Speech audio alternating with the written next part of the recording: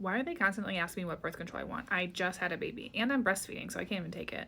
Oh, I know the answer to this one. I'm Dr. Fran. I'm a board certified OBGYN and a mother of 3. Let's talk about why we recommend birth control after you have your baby and which ones you can take while breastfeeding. Why are those pesky OBGYNs always talking about birth control after you deliver? We know that having babies too close together increases certain risks, specifically the risk of preterm labor in that second pregnancy and the risk of babies that are born too small of a size. That's why we bring up birth control often during your 3rd trimester prenatal care and after you deliver, so we can talk about your options and ways that you can help space your babies out. Of course, we have our non-hormonal options. So we have our natural family planning, which may not work so well for you if you're breastfeeding. We have condoms and, of course, sterilization. When it comes to breastfeeding, you can still have hormones.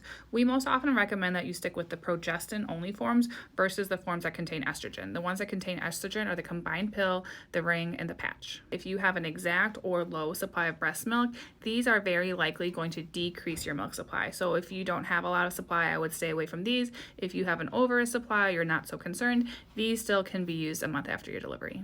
But we still have lots of good options. We have the progestin-only pills. These can either be prescription or now over the counter. We can do the next one on arm implant or the Depo-Provera shot, and both forms of the IUDs, both the hormonal and the copper version. When it comes to the progestin-only forms of birth control, these theoretically should not decrease your milk supply.